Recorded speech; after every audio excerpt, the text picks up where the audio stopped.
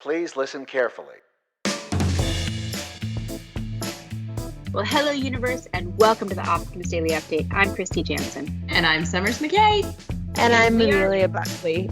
Amelia's here today. Yep. Welcome, Amelia. We're doing a 3-host show, Kristy. This is a real conversation we're having here.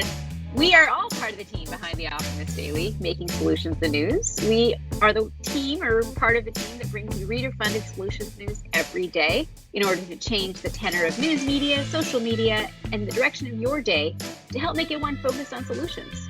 7 days a week, we publish positive news stories written by award-winning journalists and delivered online to your inbox and through our social channels. And also, we are sharing these solutions in a commute-worthy, walk-worthy, home office-worthy podcast. Today is Wednesday, the 8th of September, 2021, and we have a very special quickie edition of the Optimist Daily Update, specifically including Ms. Amelia Buckley today, because we are here to talk about the Optimist Daily Update Challenge from this past weekend. Yes.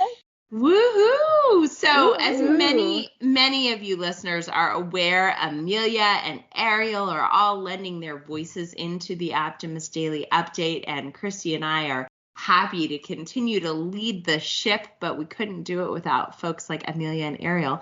And this brainchild of the challenge came from Ariel and Amelia. So Amelia, let's just quickly reframe. What was the challenge from this past week that we all agreed to do? Okay, so last week we talked about how movement can help kids, and all of us, learn, and how, combining physical movement with intellectual absorption can actually help us master concepts more effectively. So our challenge for this last weekend was to learn something new, like by listening to a podcast or an audiobook, and move our bodies while we did so, to try and get a little bit more out of it and have it stick to our brain matter. So I personally went for the classic walk and pod. I don't know how intellectual it is, but I was listening to Ear Hustle, which is the podcast that's produced by incarcerated individuals at San Quentin. I love that one. And it's one of my favorites. Great podcast. Yes. And so I listened to an episode of that over the weekend, which was really good.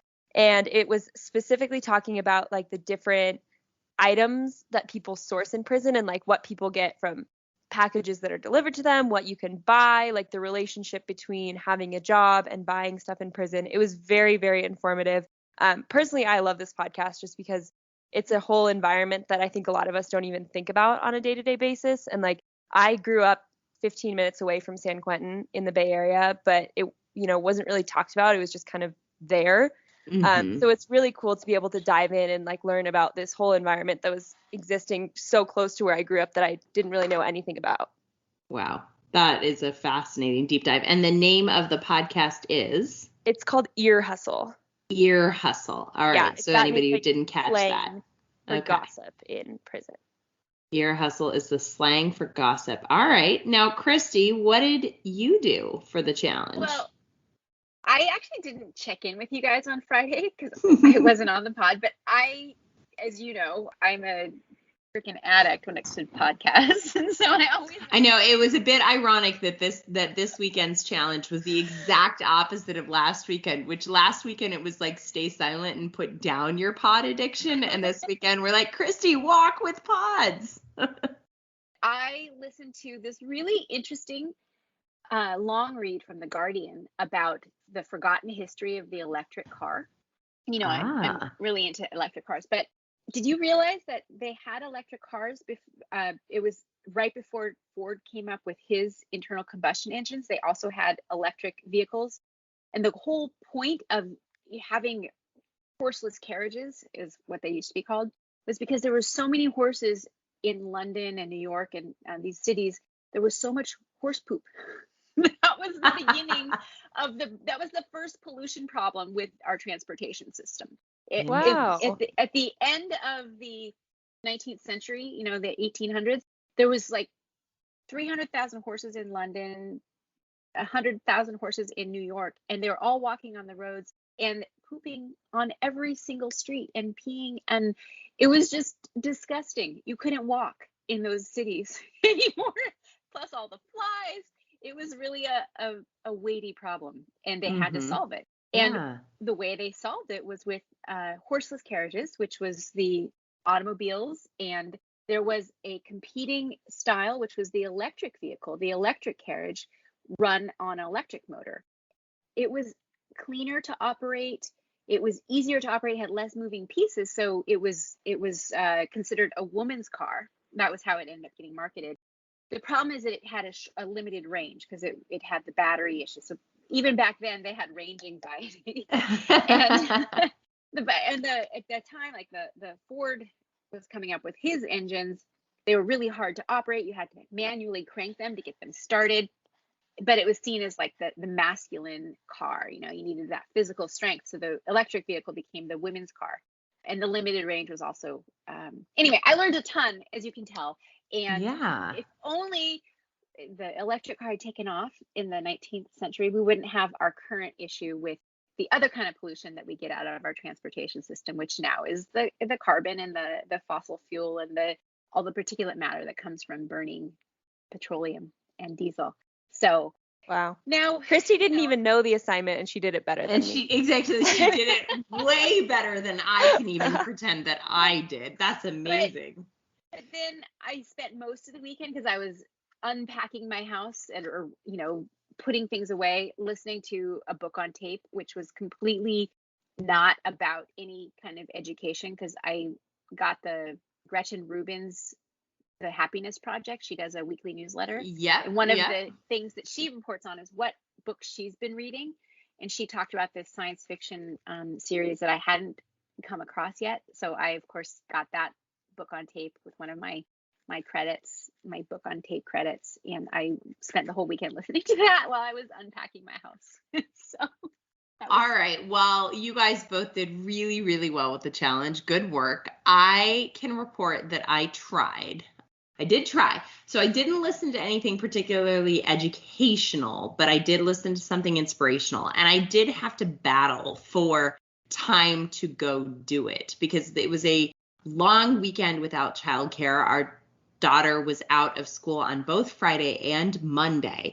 And it was very, very busy. And she also had gotten an ear infection. I was feeling a bit under the weather. And I sort of threw a tantrum on Sunday and told my husband that I needed 45 minutes to go do this challenge.